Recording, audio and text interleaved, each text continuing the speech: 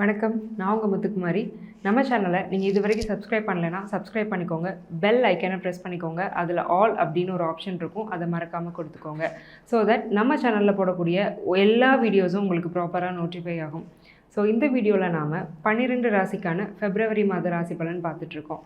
அதில் நாம் இப்போ பார்க்க போகிற ராசி ரிஷபம். ஸோ காலபுருஷனுக்கு 2வது ராசி ரிஷபம், சுக்கிரனை ராசிநாதனை கொண்ட ராசி ரிஷபம். ஸோ ரொம்ப அழகியல் உணர்ச்சி உள்ள ஒரு ராசி, ரொம்ப ஒரு ரசனைத்தன்மை உள்ள ராசியும் அந்த ரிஷபம் தான். இந்த மாதம் எப்படி ஸ்டார்ட் ஆகுது? ஃபெப்ரவரி மாதத்தில் ராசிநாதன் சுக்கிரன் எங்கே இருக்கிறாரு? 8ல் இருக்கிறாரு. யாரோட இருக்கிறாரு? செவ்வாயோட இருக்கிறாரு. யாரோட வீட்டில் இருக்கிறாரு? குருவோட வீட்டில் இருக்கிறாரு. குரு எங்கே? 12ல். ஸோ 8-12 சம்பந்தம், விபரீத ராஜயோகம் அப்படிங்கிறத கொடுக்கக்கூடிய மாதம்தான் இந்த ஃபெப்ரவரி மாதம். யாருக்கு? ரிஷபராசிக்காரங்களுக்கு. அது என்ன விபரீத ராஜயோகம்? Unexpected luck. திண்ணையில் இருந்தவனுக்கு திடுக்குன்னு வந்து தான் யோகம்னு சொல்லுவாங்க ஊர் பக்கம். ஸோ அந்த மாதிரி நான் உடனே உங்களுக்கு லாட்ரி விழுவும் புதையல் விழுவும்லாம் நான் சொல்ல மாட்டேன். அதுவுமே சொந்த ஜாதகத்தில் அந்த யோகம் உள்ளவங்களுக்கு வந்து கிடைக்கும். கோச்சாரத்தை வச்சுலாம் லாட்ரி விழுங்கிறதெல்லாம் சொல்ல முடியாதுங்க. ஆனால் நீங்களே எதிர்பாராத விதமாக உங்களுக்கு ஒரு ரொம்ப நல்ல விஷயம், நீங்களே நினச்சிருக்க மாட்டீங்க இப்படி ஒரு நல்ல விஷயம் எனக்கு ஃபினான்ஷியலாக தான் மோஸ்ட்லி. ஏன்னா 8-12ங்கிறது ஒரு பணபரஸ்தானம்.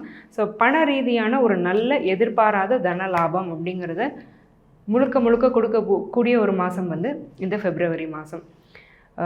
12ல் உள்ள குருவுமே வந்து 4ஆம் இடத்தை பார்க்குறாரு. ஸோ சொத்து, சுகம், வீடு, வாசல் மூலமாகவும் நல்ல யோகங்கிறது வரப்போகுது. சுகஸ்தானம் ஆக்டிவேட் ஆகிறதுனால ரொம்ப சொகுசாக வாழ போகிறீங்க இந்த மாதம். நல்ல ஒரு சுகமான தூக்கம், நல்ல ஈட்டிங் ஹேபிட்ஸ், அதாவது டயட் இருக்கணும், என் ஃபுட் ஹேபிட்ஸை மாற்றணும்னு நினச்சிங்கன்னா அந்த ஸ்டார்ட் அப் வந்து இந்த மந்தில் இருக்கும். இந்த மாதத்தில் உங்களால் நல்ல ஃபுட் ஹேபிட்ஸ்க்கு உங்களை அடாப்ட் பண்ணிக்க முடியும். ஸோ நல்ல ஹேபிட்ஸும் இருக்கும், நல்ல பழக்க வழக்கங்கள், ஆட்டிடியூட் சேஞ்சஸ். ஸோ இந்த மாதிரி நம்ம குணம் இருக்க இதை நம்ம இப்படி மாற்றிக்கணும், ஒரு நல்ல குட் லைஃப் ஸ்டைலுக்கு போகணும்னு நீங்கள் நினச்சிங்கன்னா அதையுமே இந்த மாதம் அச்சீவ் பண்ண முடியும்.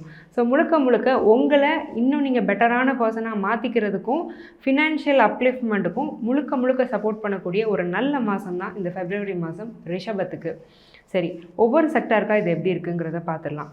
ஃபஸ்ட்டு தொழில். 6ஆம் இடம், 6ஆம் அதிபதி யார்? அதே சுக்கிரன் தான், 8ல் இருக்கிறாரு.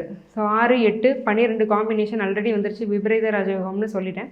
ஸோ தொழிலில் எதிர்பாராத விதமாக நீங்கள் ரொம்ப நாளாக செய்யணும்னு நினச்சிட்ருக்க ஒரு மாற்றம் அப்படிங்கிறத நீங்களே எதிர்பாராத விதமாக செய்யக்கூடிய ஒரு சூழ்நிலையை கொடுக்கும்.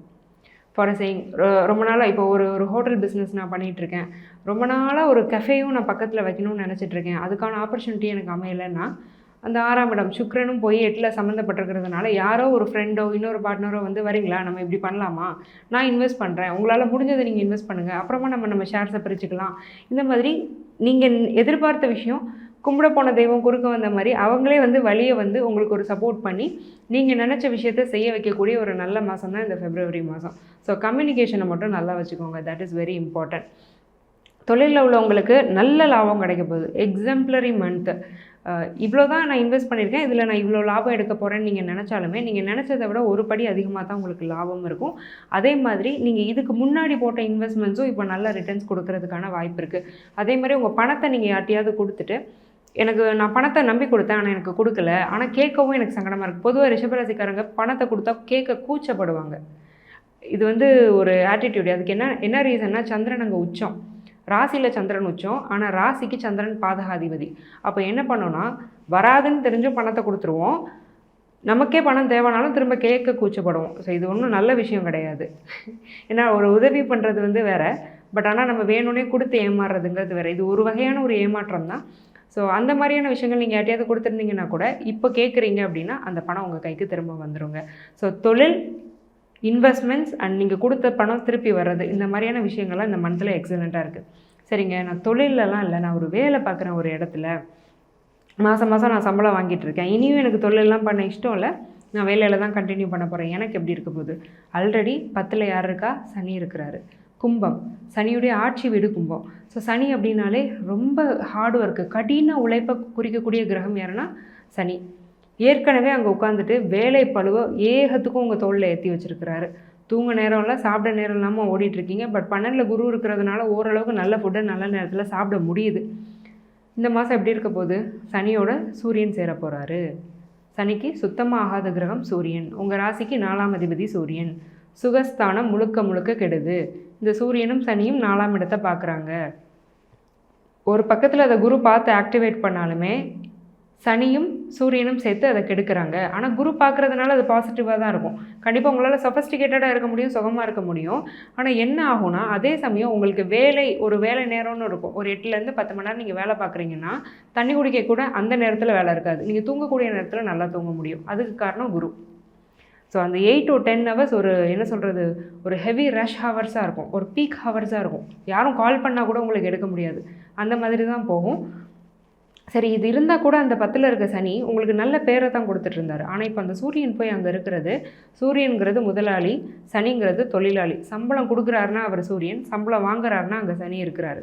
ஸோ இது ரெண்டும் ஒன்றா சேர்றது, ரெண்டுமே எதிரி கிரகம். அப்போ என்ன ஆக போகுதுன்னா, உங்களுக்கும் உங்களுடைய முதலாளி அல்லது ஓனர், உங்களோட சிஇஓ, உங்கள் எம்டி, உங்களோட மேனேஜர், இப்படிப்பட்ட நபர்களுக்குமோ கிளாஷ் வர்றதுக்கான வாய்ப்பு இருக்குது. அதிருப்தின்னு சொல்லுவோம். என்ன தான் வேலை செஞ்சாலும் அங்கே ஒரு கெட்ட பேர், அவங்க இப்படி சொல்லிட்டாங்களேன்னு நினச்சி நீங்கள் வருத்தப்படக்கூடிய சூழ்நிலை அப்படிங்கிறது இந்த மாதம் இருக்குது. இதை பெருசாக எடுத்துக்காதீங்க. ஏன்னா நீங்கள் பொட்டன்ஷியலாக நல்லா தான் வேலை செய்ய போகிறீங்க. சனி சப்போர்ட் பண்ணுறாரு.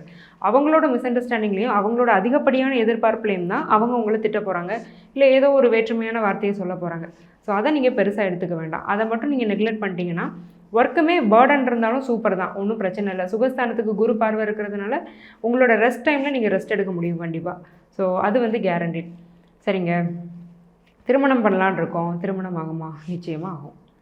7ஆம் அதிபதி 9ல் உச்சமாக போகிறாரு. எப்போ? February 5க்கு மேலே. ஆனால் ஜாதக பொருத்தம் பார்க்குறது ரொம்ப ரொம்ப முக்கியம். ஏன்னா ஏற்கனவே ஆங்கில புத்தாண்டு ராசி பலனில் ரிஷபத்துக்கு நோட் போட்டு எழுதிக்கோங்கன்னு நான் சொன்ன விஷயம், திருமணம் பார்க்க போகும்போது பொருத்தத்தில் ரொம்ப ரொம்ப கேர்ஃபுல்லாக இருங்கிறது தான். அதை தான் நான் இந்த மாதத்துக்கும் சொல்கிறேன்.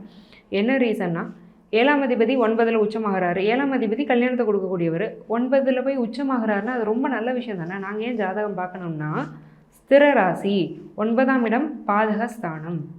உங்களோட ராசி ஸ்திர ராசி, அதுக்கு 9ங்கிறது பாதகஸ்தானம். அப்போ பாதகஸ்தானத்தில் போய் 7ஆம் அதிபதி உச்சமாகும்போது கண்டிப்பாக அந்த இடத்துல ஒரு கவனம் தேவை. அப்போ 7ஆம் இடம்ங்கிறது திருமணத்தை குறிக்குது. திருமணம் நடக்கும், திருமணம் பண்ணலாம், கவனமாக பண்ணணும். கரெக்டாக அந்த ஃபேமிலி பேக்ரவுண்டை விசாரிக்கணும். அவங்க ஃபேமிலி ஹிஸ்ட்ரி என்ன, ஸோ எப்படிப்பட்டவங்க அப்படிங்கிறதெல்லாம் அக்கம் பக்கத்தில் சொந்தக்காரங்கிட்ட விசாரிச்சுக்கிறது, பொண்ணு பையன் கரெக்டாக பேசுகிறது, அதே மாதிரி ஜாதக பொருத்தம்ங்கிறது பார்த்து தான் திருமணம் பண்ணணும். சரிங்க, என் பையனுக்கு பொண்ணுக்கு நான் அலைன்ஸ் பார்த்துட்ருக்கேன், கல்யாணம் பண்ணலான் இருக்கேன், இந்த மாதத்தில் பண்ணலாமா? பண்ணலாம், தப்பு இல்லை. ஏன்னா 5ல் கேது தான், ராகு இருந்தால் தான் ரொம்ப மோசம். கேது இருக்கிறதுனால பண்ணலாம். அதே மாதிரி 5ஆம் அதிபதியான புதனும் போய் எங்கே மாட்டுறாருன்னா அந்த 9ஆம் இடத்துல மாட்டுறாரு. ஸோ 7 5ஆம் இடம் போய் 9ல் மாட்டுது. ஸோ உங்கள் குழந்தைங்களுக்கு பிடிச்ச மாதிரியான மன வாழ்க்கையை நீங்கள் அமைச்சு தர முடியும். ஆனால் சில டிசப்பாயின்மெண்ட்ஸ், மேபி இந்த எல்டர்ஸ் 2 பேருக்கு நடுவில் சில வாக்குவாதம் அந்த மாதிரிலாம் வர்றதுக்கு இந்த மாதம் வாய்ப்பு இருக்குது. ஸோ அதனால் பேச்சுவார்த்தை இந்த ஒரு மாதம் மட்டும் போஸ்ட்பான் பண்ணிட்டு அடுத்த மாதம் வச்சுக்கிட்டிங்கன்னா கூட அது ஒரு நல்ல விஷயந்தான். சரி, சைல்டு பர்த்துக்கு நாங்கள் ட்ரை பண்ணிகிட்ருக்கோம். எங்களுக்கு எப்படி இருக்குது இந்த மாதம்? நல்லாயிருக்கு. கேது ஒரு காம்பன்சேட் பண்ணக்கூடிய கிரகம் தான். ஸோ குரு 12ல் இருக்கிறாருனாலும் அதுக்கப்புறம் ராசிக்கு வர போகிறாரு மே மந்த்துக்கு மேலே. ஸோ இன்ஃபேக்ட் இந்த ஃபெப்ரவரியிலேருந்தே நல்லா தான் இருக்குது. ஸோ சைல்டு பர்த்துக்கு நல்ல மந்த்து தான். ட்ரீட்மெண்ட்லாம் பண்ணிங்கன்னா கூட அது ரொம்ப பாசிட்டிவாக தான் போகும். ட்ரீட்மெண்ட்டில் ப்ராக்ரெஷன் அப்படிங்கிறத நீங்கள் பார்க்க முடியும். ஃபார் சேயிங் தைராய்டு இருக்குன்னா தைராய்டு குறைஞ்சிருக்கு, இல்லை பிசிஓடி இருக்குன்னா அது கண்ட்ரோல் ஆகிருக்கு. ஓகே, ஸ்ட்ரெஸ் லெவல்ஸ் அதிகமாக இருக்குது, ஸ்ட்ரெஸ் ஹார்மோன்ஸை கண்ட்ரோல் பண்ண முடியுது, ஸ்பெர்ம் கவுண்ட் கம்மியாக இருக்குது, மென்னுக்கு கவுண்ட் அதிகமாக இருக்குது. ஸோ இந்த மாதிரியான அந்த மெடிக்கல் சைட்லேருந்து ஒரு நல்ல ஒரு விஷயத்தை நீங்கள் காதில் கேட்பீங்க. ஒரு டாக்டர்கிட்ட இருந்தோ நீங்கள் எடுத்துருக்க ட்ரீட்மெண்ட்டுக்கு ஓகே ப்ராக்ரெஷன் இருக்குங்கிறத நீங்கள் காதில் கேட்கக்கூடிய ஒரு மாதம்.